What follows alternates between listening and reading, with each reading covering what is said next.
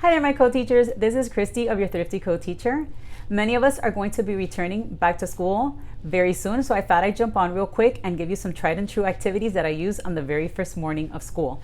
Now, I teach in a departmentalized setting, specifically teaching ELA to upper elementary school students. If you teach in a departmentalized setting, you know how crazy and how quick the first day of school can go by.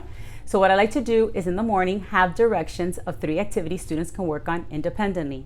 This keeps them on task and engaged while I meet parents, collect classroom supplies, give students their lunch numbers, and all of those other tasks that we need to get accomplished on the very first morning of school.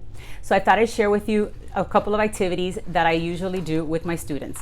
The first one is I have them make a name tent. So I usually have pre-folded papers for them. I'm going to show you how I do that.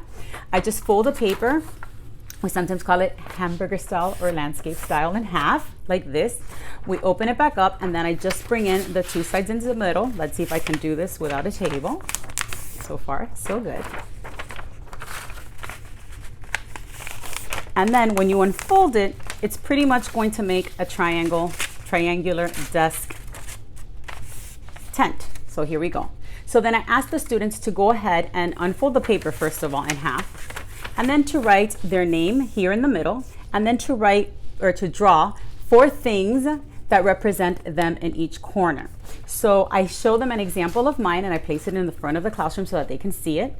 And it has my name on it, and then you can see that it has 4 items that have been illustrated on each corner that describes me. So for example, I'm the reading teacher. I enjoy reading books, especially and particularly in the summer when I have a lot of time.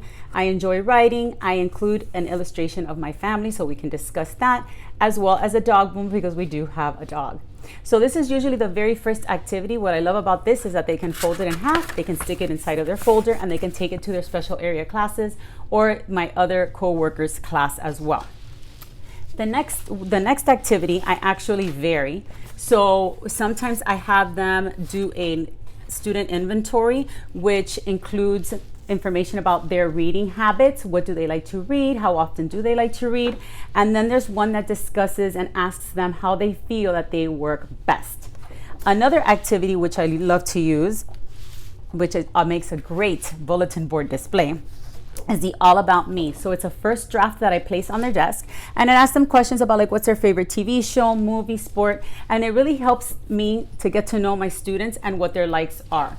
Then they go ahead and they write a little paragraph, and we discuss goals later on in the school day, and they go ahead and they write that there.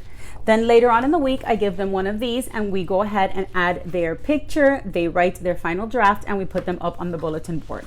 Now, the years that I've taught math, I've done something a little similar to that, but related, of course, to mathematics. So, for example, it says birth month. They would go ahead and write the number of their birth month. So let's say, for example, that their birthday is in September. They would write a 9. And then they create a number sentence. Now we know that a number sentence does not have the answer at the end, so they can do something like 5 plus 4. Now what I love about this activity is that I ask the students to challenge themselves and think of the most elaborate question or number sentence that they can think of and write that down. So they might do an open parentheses 10 minus 2 close parentheses plus 1 minus 0 close parentheses, and when they go ahead and they work on that equation, it should equal 9. Then when we're done with this, a few days later, I give them the final draft where they go ahead and they write their number sentences in there. We include a picture. We also like to put these up on a bulletin board. So the last activity that I write on the board, which is usually one that some of them get to, some of them don't. If they do, that's fine. If they don't, that's okay as well, is to go ahead and take out all their belongings, agendas, folders, notebooks, and to go ahead and make sure that their names are on each and every one of those items. Once the students are done with those first 3 activities, or actually first 2, then I'm usually set and ready to go. I'm hoping that these activities and these ideas will help you on your very first morning of school. I have some other ideas for the first day of school or the first week of school over on my blog. You can go over to yourthriftycoteacher.com, go to the search engine, go ahead and write back to school, and they will all pop up there for you, including some upper elementary great read alouds that you can use on the very first week of school. Until next time.